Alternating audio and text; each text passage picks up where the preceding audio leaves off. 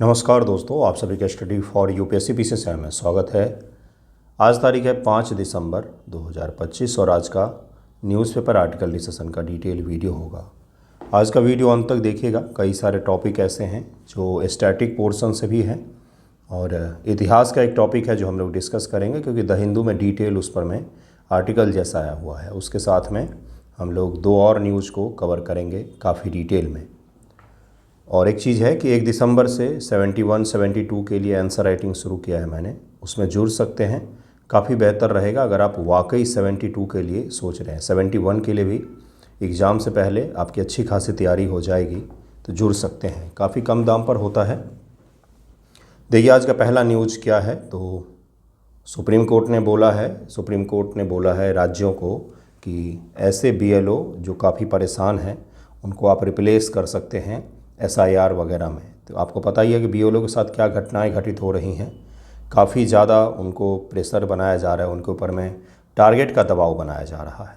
ठीक है, क्या इससे सवाल पूछा जा सकता है? क्या इससे सवाल नहीं पूछा जाएगा। आपसे सवाल अगर पूछा जाता है तो मेंस एग्जामिनेशन में ये पूछ सकता है कि सरकारी कर्मचारियों पर बढ़ते दबाव के कारणों की पहचान कीजिए। कुछ विशिष्ट सरकारी विभाग जैसे शिक्षा विभाग होता है, उस पर सबसे ज़्यादा दबाव बनता है।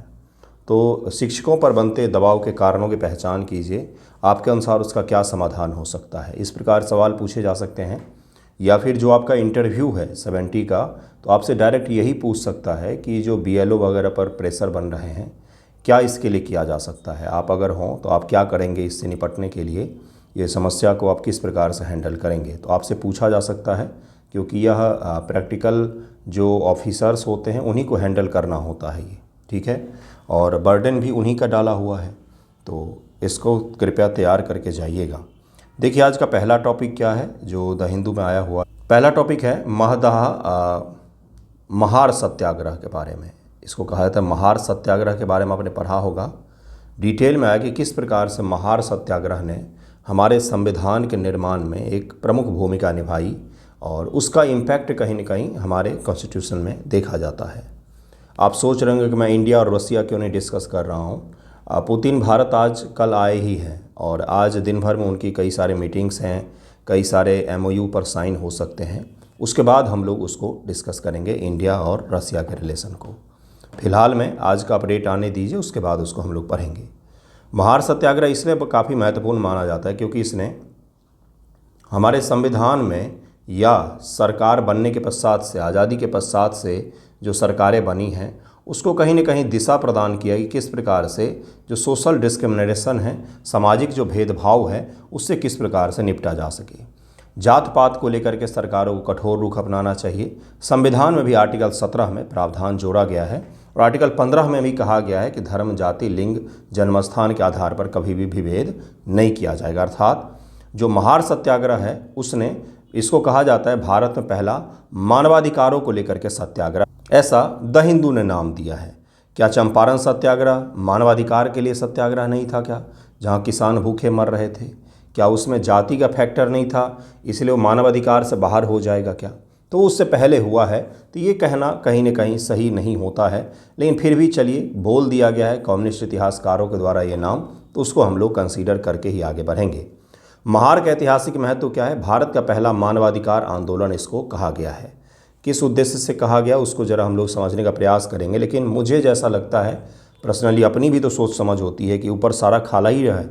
अपनी भी सोच समझ है भाई, अपना डब्बा खाली थोड़ी ना है। अपना डब्बे से पता चलता है 1917 में भी तो किसान आंदोलन जो था, गांधी जी का चंपारण आंदोलन जो है, किसान आंदोलन उसको कहा जा सकता है, तो वो भी तो मानवाधिकार के ही लिए था। वहाँ पर लोगों को अन्न के लिए तरस रहे थे, बहुत ज़्यादा शोषण हो रहा था, तो मानवाधिकार का ही शोषण था। खैर फिर भी इसको ज़रा समझते हैं। महार तहसील कहाँ पर है? बम्बई प्रेसिडेंसी में हुआ करता था, जहाँ औद्योगिक क्षेत्र में दलितों की व्यापक उपस्थिति थी। यहाँ कास्ट का डिवीज़न हद से ज़्यादा था और यहाँ डिस्क्रिमिनेशन का जो आधार था वो कास्ट था, जबकि चंपारण में जो डिस्क्रिमिनेशन का आधार था वो था इंडियन और ब्रिटिशर्स। ठीक है, कि भारतीय लोगों को 3 बीघे में से 1 बीघे में से 3 कट्ठे पर खेती करनी पड़ेगी, जबकि यहाँ पर क्या था कि भारत में ही 2 प्रकार के समाज थे, उच्च वर्ग और निम्न वर्ग। निम्न वर्ग के साथ बहुत ज़्यादा भेदभाव हो रहा था। बेसिक ह्यूमन राइट, पानी तक पीने के लिए उनको सार्वजनिक स्रोतों का उपयोग नहीं करने दिया जा रहा था। डॉक्टर बी आर अम्बेडकर ने 1927 में यहाँ जातिगत भेदभाव की चुनौती देते हुए भारत का पहला मानवाधिकार आंदोलन शुरू किया, जो दलित अधिकारों की मांगों पर केंद्रित था। जैसा महार सत्याग्रह का उद्देश्य जो था वो यही था कि भाई जातिगत भेदभाव को चुनौती दिया गया और पहली बार कुछ बेसिक ह्यूमन राइट्स की मांग की गई। यह आंदोलन सामाजिक बहिष्कार के खिलाफ था, जहां दलितों को सार्वजनिक संसाधन जैसे पानी से भी वंचित रखा जाता था। पानी तो पिएंगे ही, लेकिन सार्वजनिक स्रोत ऐसे जिससे सभी पी रहे हैं उससे वो नहीं पी सकते हैं। ठीक है, अंबेडकर ने इसे एक व्यापक संघर्ष बनाया जो न केवल दलित बल्कि सभी वंचित वर्ग के अधिकारों का प्रतीक बन गया। क्या ये सवाल मेंस से पूछा जा सकता है क्या? बिल्कुल पूछा जा सकता है। मुझे ऐसा लग रहा है कि मेंस का पेपर अनएक्सपेक्टेड अगर बनाया जाए तो ये सब टॉपिक भी डाले जा सकते हैं, क्योंकि सिलेबस में तो है ही। सिलेबस में तो 1850 के बाद से 1947 तक के हर छोटे बड़े आंदोलन को शामिल किया गया है। तो सिलेबस में तो है ही, उसको आप ऐसा है ही नहीं कि आप सोचेंगे कि यहाँ से नहीं पूछेगा, पूछा जा सकता है। जैसे एक सवाल कलेक्टिव रूप से पूछा जा सकता है कि भारत में मैं जो लिखवाता भी हूँ बच्चों से, जातिगत सुधार आंदोलन जो अलग अलग हुए हैं उसके बारे में बताएं। एक ही सवाल में आपको 3-4 आंदोलन के बारे में बताना पड़ेगा, या फिर अगर सवाल इस तरह से दिया जाए कि विभिन्न जातिगत आंदोलन के बारे में बताएं और उसके बाद से आपसे बोला जाए किसी 2 आंदोलन के बारे में विस्तार से लिखें। मैं इस तरह के सवाल देता हूं, तो आपको समझना पड़ेगा कि आपको अलग अलग आंदोलन के बारे में लिखना और 2 के बारे में थोड़ा सा डिटेल में लिखना है। सत्याग्रह का प्रारंभिक चरण मंदिर प्रवेश और जल अधिकार। अंबेडकर ने दलितों को अंबा देवी मंदिर प्रवेश करने की अनुमति दिलाने के लिए सत्याग्रह किया। यह कदम जाति व्यवस्था के खिलाफ था, जहां दलितों को मंदिर व सार्वजनिक टैंकों से दूर रखा जाता था। कुआं या सार्वजनिक जो भी जल स्रोत होते थे, तालाब, उनसे उन्हें दूर रखा जाता था और अगर गलती से वो छू लें तो फिर उनको कड़ी सजा दी जाती थी। सत्याग्रह में हजारों ने भाग लिया, हजारों लोगों, लेकिन हिंसा का सामना करना पड़ा। यह पहला प्रयास असफल रहा, लेकिन इसने दलितों को एकजुट कर दिया कि हमारे बेसिक अधिकार वही हैं जो किसी दूसरे के हैं। हमें जल पीने का अधिकार है, हमें सार्वजनिक जगहों पर जाने का अधिकार है, हमें मंदिर प्रवेश का अधिकार है। अंबेडकर ने बाद में कानूनी लड़ाई लड़ी जो सामाजिक न्याय की दिशा में एक मील का पत्थर साबित हुआ। यह आंदोलन गैर हिंसक प्रतिरोध का ही उदाहरण है, गांधीवादी सिद्धांतों से ही प्रेरित है, क्योंकि गांधी जी का भी था सत्याग्रह करो, अहिंसा का राह अपनाओ। तो अंबेडकर गांधी जी के बहुत धुर विरोधी भी माने जाते हैं कई अर्थों में, लेकिन तरीके कहीं न कहीं गांधीवादी ही हैं ये, है ना। तो सत्याग्रह का जो तरीका है जो 1917 से सबसे पहली बार देखा जाता है भारत में, अफ्रीका में तो उससे पहले हो चुका था, उसी का उपयोग कहीं न कहीं महार सत्याग्रह में किया गया, जाति प्रथा के खिलाफ आवाज़ उठाने के लिए।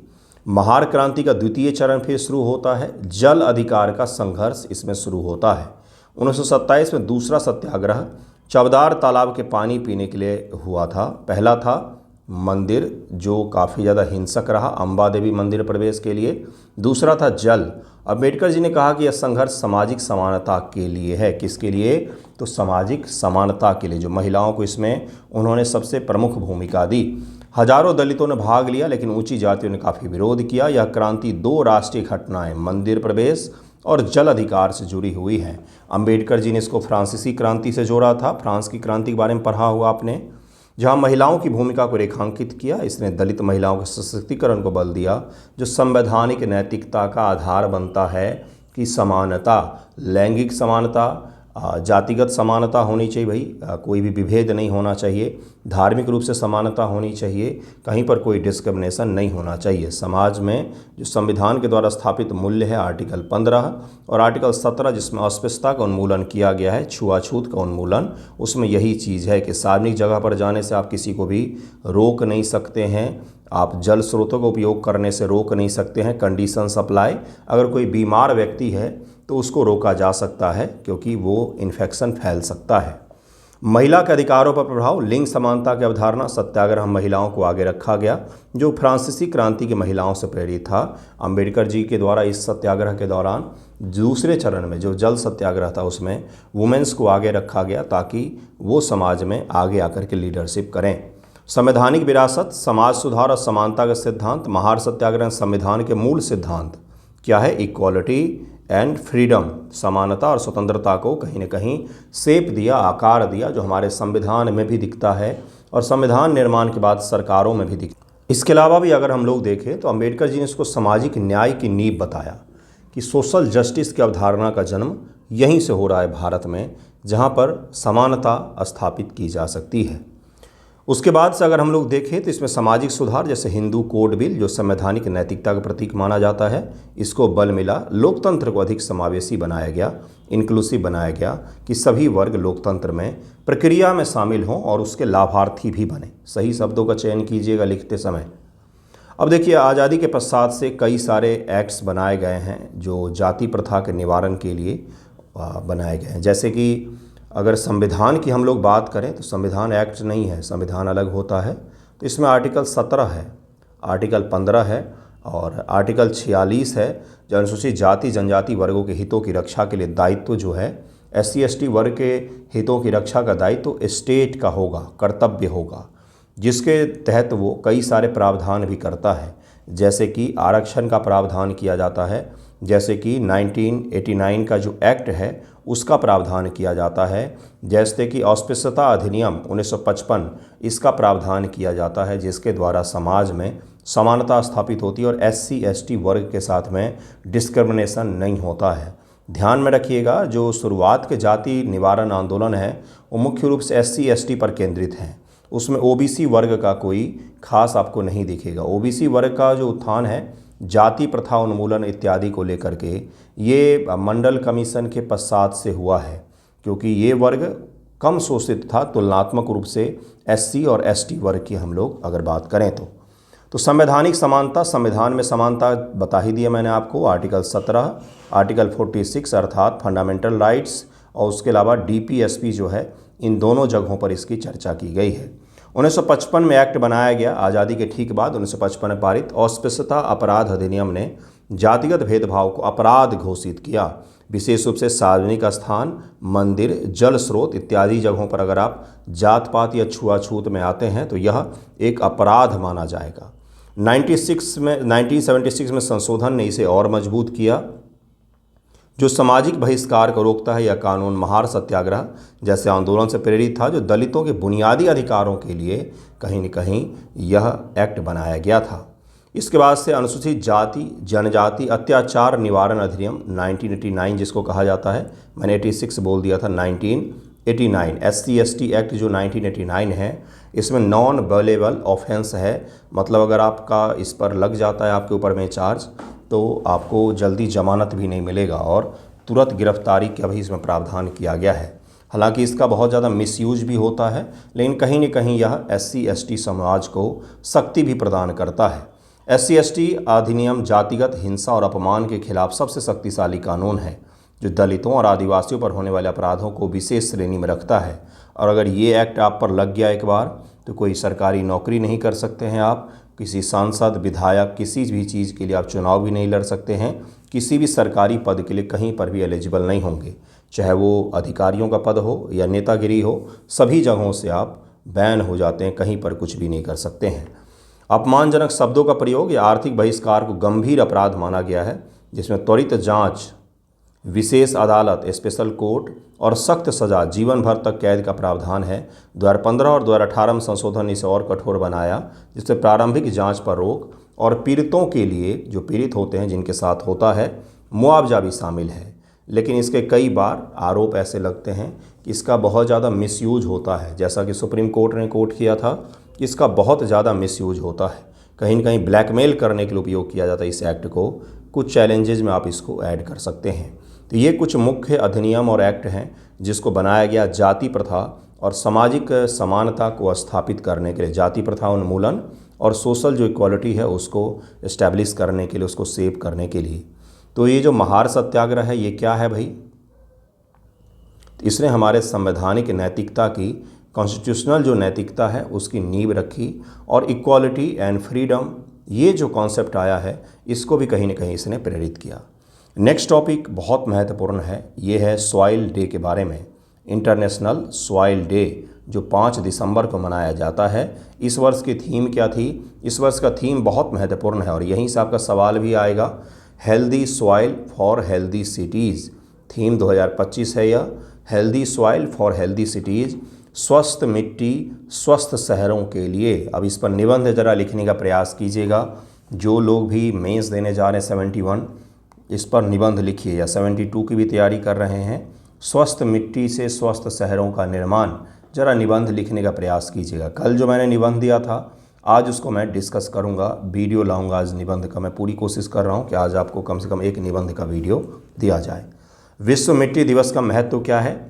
शहरों के लिए स्वस्थ मिट्टी। हर साल 5 दिसंबर को मनाया जाने वाला विश्व मिट्टी दिवस संयुक्त राष्ट्र खाद्य और कृषि संगठन यानी कि FAO, food and agriculture organisation, UN का यह संस्था है जो सभ्यता की नींव मिट्टी पर ध्यान केंद्रित करता है। 2025 की थीम क्या है? स्वस्थ मिट्टी स्वस्थ शहर, healthy soil for healthy cities.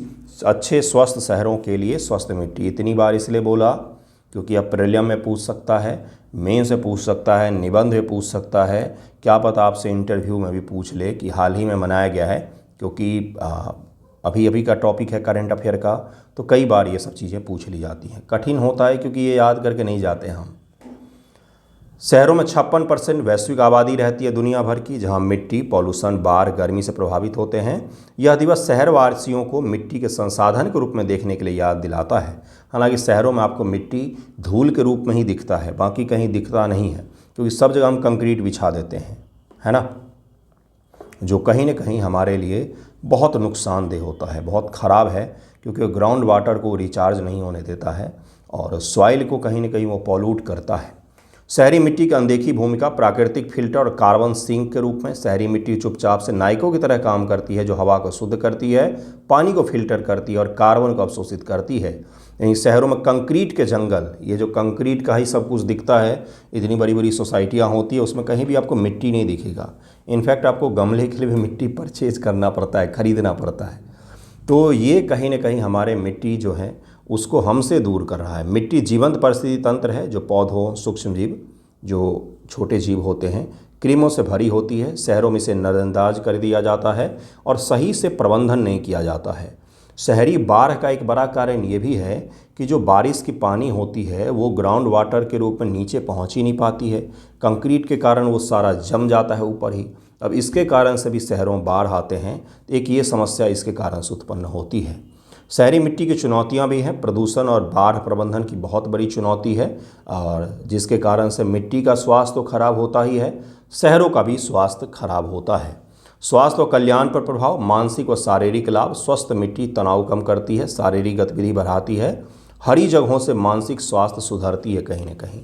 बागवानी और मिट्टी से जुड़ाव शहरवासियों के लिए चिकित्सीय लाभ प्रदान करता है, लेकिन हम जितना ज़्यादा उससे दूर रहते हैं हम सोचते हैं उतना ही ज़्यादा साफ़ सुथरा है, और कहीं पर मिट्टी दिख जाता हम सोचते हैं ये गंदा है, जबकि मिट्टी गंदगी नहीं होती है, गंदगी अलग होती है।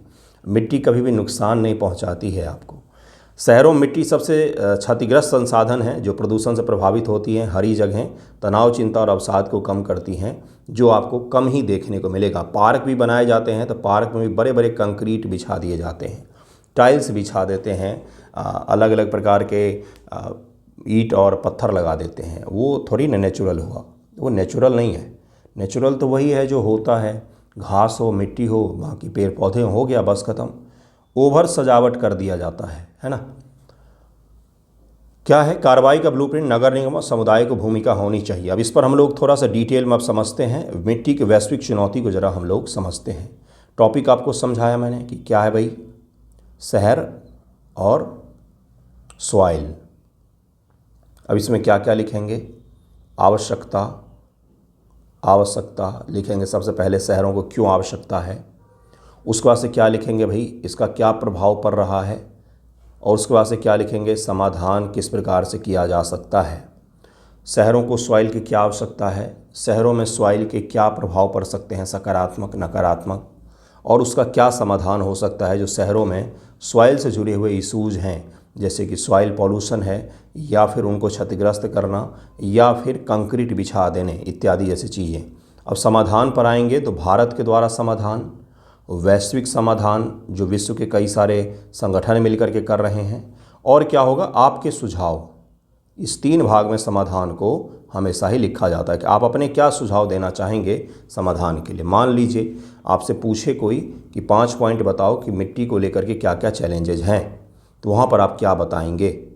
आपसे पूछे कि 5 पॉइंट बताइए जो समाधान के लिए आप कर सकते हैं, तो वहाँ पर आप क्या बताएंगे।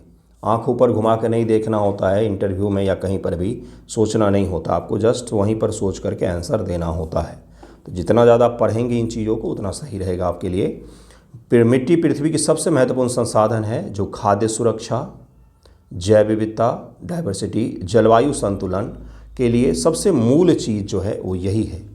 लेकिन वैश्विक स्तर पर तेज़ी से क्षतिग्रस्त हो रही क्योंकि हम मिट्टी को संसाधन मानते ही नहीं हैं, है ना। सबसे बेकार चीज़ हम लोग इसको मानते हैं, जबकि हमारे जीवन में सब कुछ, जो आपने कपड़ा पहना है कॉटन का, वो भी खेतों से ही आया है। ठीक है, जो आपने भोजन किया है अभी, जो कुछ भी खाया है वो भी कहीं ना कहीं खेतों से ही उपज के आया है, मिट्टी से ही आया है वो। वैश्विक और सांस्कृतिक संगठन यूनेस्को के अनुसार 2050 तक पृथ्वी की 90% भूमि क्षतिग्रस्त हो सकती है। जैव विविधता, बायोडाइवर्सिटी और मानव जीवन के लिए यह बहुत बड़ा चैलेंज हो सकती है, क्योंकि 90% तक अगर मृदा कहीं न कहीं रूप से क्षतिग्रस्त होगी या उस पर गलत इम्पैक्ट पड़ेगा तो उसका हमें ही भुगतान करना पड़ेगा। ये यूनेस्को का एक छोटा सा संदर्भ लेकर के मैंने आपको समझाया है।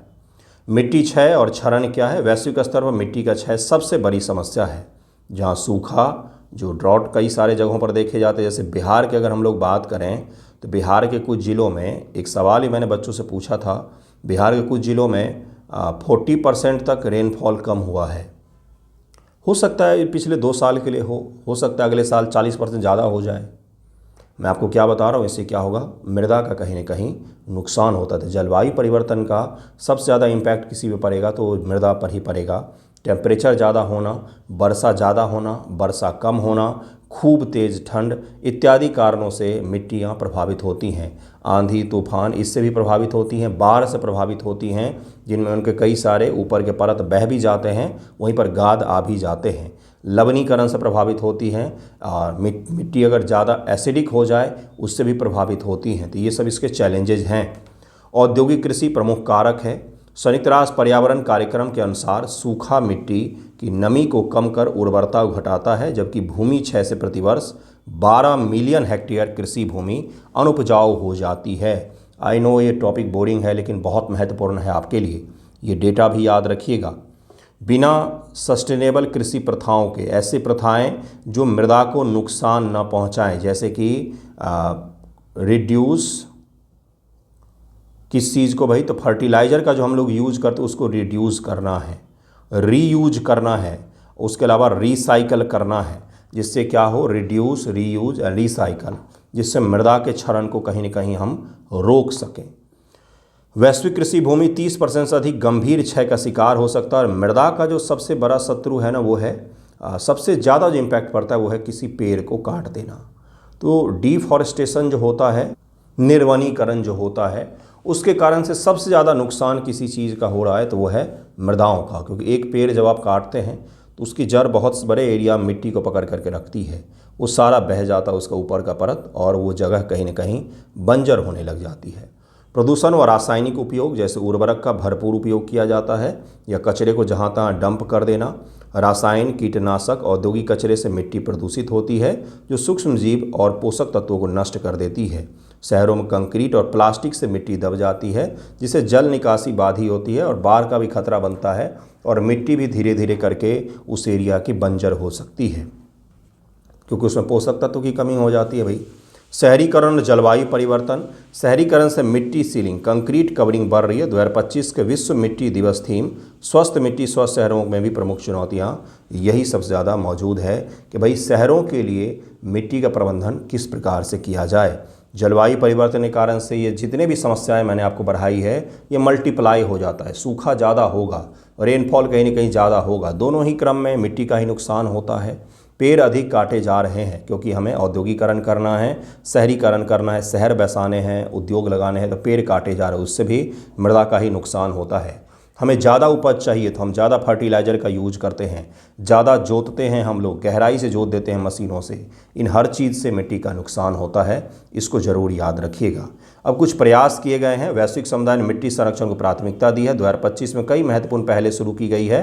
FAO द्वारा स्थापित विश्व मिट्टी दिवस भी इसके लिए एक बहुत महत्वपूर्ण पहल है, जिसमें लोगों को जागरूक किया जाता है। अंतर्राष्ट्रीय मिट्टी दिवस के माध्यम से जागरूक किया जाता है। यूनेस्को ने जून 2025 में मिशन सॉइल मैनिफेस्टो पर हस्ताक्षर किया, जो वैश्विक मिट्टी स्वास्थ्य के लिए प्रतिबद्ध मजबूत करता है भाई कि पूरे दुनिया के जो देश हैं वो आकर के कहीं ना कहीं सॉइल के लिए काम करें। यूनेस्को ने इसके लिए एक मैनिफेस्टो बनाया जिसको नाम दिया गया मिशन सॉइल मैनिफेस्टो जून 2025। ये भी याद रखना है। ग्लोबल साइंस बायोडाइवर्सिटीज इनिशिएटिव 2025 में सक्रिय रूप से मिट्टी जैव विविधता की नीतियों को शामिल करने पर काम किया जा रहा है। इसके अलावा ऑस्ट्रेलिया, कनाडा, चीन, यूरोपीय संघ, UN की कई सारी संस्थाएं भी हैं जो मिट्टी के लिए कहीं न कहीं काम करती हैं। एक संस्था है जो COP के तहत में काम करती है डेजर्टिफिकेशन को रोकने के लिए। कॉम्बैट टू डेजर्टिफिकेशन उसको कहा जाता है, UNCCD करके होता है, देखिएगा, जिसमें पूरे दुनिया को डेजर्टिफिकेशन मरुस्थलीकरण को रोकने के लिए प्रयास करने को कहा जाता है। तो मरुस्थलीकरण जो बढ़ रहा है ये भी सॉइल का ही नुकसान है। उसको रोक करके हम दरअसल में सॉइल की ही रक्षा करेंगे, मिट्टी की ही रक्षा करेंगे। इसको ज़रूर याद रखिएगा। नेक्स्ट टॉपिक पर हम लोग चलते हैं, जो डाक विभाग से जुड़ा हुआ काफ़ी महत्वपूर्ण एक टॉपिक है। ध्रुव नीति इसको कहा जाता है, digital hub for reference and unique virtual addresses. Dhruv इसको कहा जाता है। इसका फुल फॉर्म भी याद रखेंगे, ध्रुवा या ध्रुव कहिए, digital hub for reference and unique virtual addresses. अभी आपसे कोई पूछता है, शहरों में तो दिक्कत नहीं होती एड्रेस का, क्योंकि यहाँ हाउस नंबर होते हैं, सोसाइटी नेम बड़ा ही क्लियर होता है और लोकेशन भी सही हो जाता है। लेकिन अभी आप फ्लिपकार्ट से कोई सामान मंगाएं या अमेज़ॉन से ऑनलाइन, तो आपको घर का अगर एड्रेस डालना हो गांव का, तो आपको डालना पड़ता है पोस्ट ऑफिस के नज़दीक में, क्योंकि हाउस नंबर जनरली मैं बिहार की बात कर रहा हूँ नहीं एलोकेट होते हैं। फलाना टोला का इस मंदिर के बगल में, इस प्रकार से लिखना पड़ता है। तो ये समस्या जो है, अब इसको डिजिटल तरीके से किस प्रकार से दूर किया जाए, इसी को लेकर के जो डाक विभाग है उसने बड़ा ही अच्छा सा एक पहल शुरू किया, ध्रुवा या ध्रुव इसको कहिए, जिसमें क्या है भाई, डिजिटली रूप से आपके पते का एक यूनिक आईडी होगा, जिसको जहां पर आप एड्रेस भरते हैं ना, वहां पर केवल आपको वो आईडी भरना है और आपका पिन पॉइंट लोकेशन आ जाएगा, जिससे कोई भी पोस्ट पहुंचाने में, डिलीवर करने में, किसी भी चीज़ को लेकर के कोई दिक्कत नहीं होगा। पूछना नहीं पड़ेगा कि हाँ भाई उनका घर कहाँ है, ये सिस्टम कहीं ना कहीं ख़त्म हो जाएगा। तो यही सिस्टम है जिसको ध्रुव नाम दिया गया है। ये डिजिटल इंडिया को और भी ज़्यादा डिजिटल करने में मजबूत करेगा। ये डाक विभाग ने ध्रुव नामक एक नीति दस्तावेज जारी किया है, जो देश में राष्ट्रीय digital address, digital public infrastructure, digital address, digital public infrastructure को विकसित करने की दिशा में काफ़ी महत्वपूर्ण प्रयास होगा। ये आपसे सवाल ये पूछा जा सकता है कि हाल ही में भारत सरकार के द्वारा शुरू किए जा रहे ध्रुव के बारे में क्या जानते हैं आप, और यह किस प्रकार से हमारे लिए बेनिफिट हो सकता है हमारा, इसका भाई इसका नुकसान क्या हो सकता है, इस प्रकार सवाल पूछ सकता है। इसमें चैलेंजेस क्या क्या आ सकते हैं, तो वही चैलेंजेस जो मैंने बताया था, प्राइवेसी है ना। यह पहल न केवल प्रशासनिक दक्षता बढ़ाने की दिशा में क्रांतिकारी कदम है, बल्कि भौगोलिक पहचान आधारित शासन, आपातकालीन सेवाएं, इमरजेंसी की सेवाएं होती हैं, ई-कॉमर्स जो अभी मैंने उदाहरण दिया, वित्तीय समावेशन को भी नई आधार प्रदान करेगी। इसलिए भारत सरकार ने एड्रेस को डिजिटलाइज करना शुरू किया है, जिसके तहत में जिस प्रकार से आपका एक UPI ID यूनिक होता है, उसी प्रकार से आपका एड्रेस भी यूनिक होगा, जिसको आप पुट करेंगे और आपका यूनिक एड्रेस ही आएगा। उसमें फिर पूछना नहीं पड़ेगा, ये समस्या जो है वो ख़त्म हो जाएगी। क्या है ये? एक मानकीकृत जियो कोडेड डिजिटल एड्रेस अवसंरचना बनाने के लिए एक राष्ट्रीय नीति ढांचा है, जो सुरक्षित कुशल डेटा साझाकरण के लिए एड्रेस एज ए सर्विस के रूप में काम करता है। यह DigiPin, digital postal index number पर आधारित है, जिसे पहले लॉन्च किया गया था। इसी का पर आधारित है, जिससे आपका एक यूनिक आइडेंटिफिकेशन नंबर के साथ में आपके एड्रेस टैग हो जाते हैं, जियो टैग हो जाते, जियो कोडेड हो जाता है, और वह एग्जैक्ट पिन पॉइंट लोकेशन जैसा होता है। DigiPin भारत का भौगोलिक रूप से कोडित एक राष्ट्रीय पता ग्रिड है। इंडिया जियो कोडेड नेशनल एड्रेसिंग ग्रिड है, जो देश भर में भौतिक स्थानों के तार्किक और दिशात्मक पहचान को सक्षम बनाता है। इसी का उपयोग करके अब हम पूरे एड्रेस सिस्टम को ही डिजिटल करने जा रहे हैं। यह प्रणाली भू-स्थानिक शासन और कुशल सेवा वितरण को समर्थन करती, मतलब इन सब चीज़ों में मदद करेगी। विशेषता क्या है? यह एक सुरक्षित उपयोगकर्ताओं की सहमति पर आधारित प्रणाली होगी, यानी कि आप जब सहमति देंगे, आप जब एग्री करेंगे तभी ये चीज़ होगा। जो पता एड्रेस डेटा को प्रबंधित करने, साझा करने, सरकारी व निजी मंचों में एकीकृत करने की सुविधा प्रदान करता है, जिससे आप कहीं पर भी एड्रेस को साझा करने के लिए एक छोटा सा पिन डालेंगे और आपका एड्रेस जो है वो साझा हो जाएगा। इनक्रिप्टेड होगा, लेकिन पिन पॉइंट लोकेशन जिनको चाहिए उनको तो मिल ही सकता है। नोडल मंत्रालय है संचार मंत्रालय। सरकार के द्वारा और प्राइवेट बॉडीज सभी के द्वारा इसका उपयोग किया जा सकता है, क्योंकि ई कॉमर्स को भी सरकार इसमें शामिल करना चाहती है। आपातकालीन सेवाएं जैसे कि पुलिस, एम्बुलेंस, फायर इत्यादि की सेवाएं भी आप तक आसानी से पहुंच पाएंगी। उसमें सरकार को फिर ज़्यादा दिक्कतों का सामना नहीं करना पड़ेगा। ध्रुव नीति का लक्ष्य एक मानकीकृत, अंतर संचालनीय एवं सहमति आधारित डिजिटल प्रता प्रणाली को विकसित करना है। इसका मुख्य उद्देश्य जो है नागरिक सशक्तिकरण है, सेवाओं के एकीकरण है। विभिन्न क्षेत्रों में स्थान आधारित सेवाएं जो सरकार पहुंचाती है उसको हम एकीकृत कर पाएंगे, इंटीग्रेट कर पाएंगे। अंतर संचालनीयता और नवाचार इससे हो सकता है। कल को पता चले इससे जुड़ा हुआ कोई इनोवेशन और सहयोग हमें देखने को मिले। लॉजिस्टिक आपातकालीन प्रक्रियाएं जो हैं ये कहीं न कहीं आसान होंगी। सहयोगी परिस्थिति तंत्र को हम डेवलप कर पाएंगे। इतने सारे जो इसके सकारात्मक पक्ष हैं उसी के कारण से इसको सरकार लाने जा रही है। एड्रेस एज ए सर्विस, यह प्रणाली उपयोगकर्ताओं को सहमति पर आधारित है, जो डेटा गोपनीयता और सुरक्षा को भी प्राथमिकता देता है कि जब तक लोग सहमत नहीं होंगे तब तक इसका उपयोग नहीं किया जा सकेगा। मानकीकरण है, सभी क्षेत्र एवं मंचों के लिए समान डिजिटल पता प्रारूप होगा, एक प्रकार से होगा, यूनिफाइड होगा भाई सभी जगहों के लिए। अंतर संचालनीयता भी है, सरकार और निजी जो कंपनियां हैं वो एक दूसरे के साथ मिलकर भी इसका उपयोग कर पाएंगी। डेवलपर्स और स्टार्टअप के लिए नए समाधान के विकास की संभावना भी होगी। कुछ स्टार्टअप ऐसे आएंगे जो इस क्षेत्र में काम करेंगे। महत्व इसका क्या है? शासन, ई शासन जिसको कहा जाता है, आपातकालीन सेवाएं, लॉजिस्टिक, वित्तीय समावेशन और स्मार्ट सिटी जैसी अवधारणाओं को भी मजबूत करेगा। चुनौती वही है, डेटा गोपनीयता की, डिजिटल साक्षरता और अवसंरचना की चुनौतियां देखी जा सकती हैं। तो आज जो हमने बड़े 3 टॉपिक पढ़े हैं, पहला टॉपिक हमने पढ़ा महार सत्याग्रह के बारे में, दूसरा हमने पढ़ा है वो है आपका सॉइल डे के बारे में, अंतर्राष्ट्रीय सॉइल डे 5 दिसंबर, उसका थीम बताया मैंने आपको। इस बार के थीम के अनुसार निबंध का टॉपिक दिया आपको, मेंस का क्वेश्चन दिया है। उसके बाद से तीसरा टॉपिक जो था वो है ध्रुव, जो भारत सरकार का एक नया सिस्टम बनाया जा रहा है, इसके लिए संशोधन भी करना पड़ेगा, संशोधन एक्ट लाया जाएगा, उसके बाद से यह संभव हो पाएगा। तो इसमें क्या है, स्मार्ट सिटीज़ और ई गवर्नेंस, इससे जुड़ा हुआ एक इशू है जिसको कहा गया है ध्रुव, जिसमें एड्रेस को डिजिटल बनाया जाएगा और यूनिक होगा, उसका उपयोग सभी जगहों पर किया जा सकेगा आसानी से। ये सारा कुछ हमने पढ़ा है आज। थैंक यू सो मच आप सभी का वीडियो देखने के लिए। अगर आपको आंसर राइटिंग इत्यादि से जुड़ना हो तो जुड़ सकते हैं। एक मेन होता है डिसिप्लिन में आप आ जाते हैं कि हाँ डेली लिखना है, सब लोग लिख रहे हैं तो मुझे भी लिखना है। बाकी जुड़कर भी कई सारे बच्चे नहीं लिखते हैं, प्रयास ही नहीं करते हैं। जब तक प्रयास नहीं करेंगे दुनिया का कोई भी शिक्षक, कोई भी कोचिंग, कोई भी आदमी आपको पास नहीं करवा सकता है। पास तो छोड़िए, सही से पढ़ना लिखना भी सिखा नहीं सकता है जब तक आप प्रयास नहीं करेंगे तो। ठीक है, थैंक यू।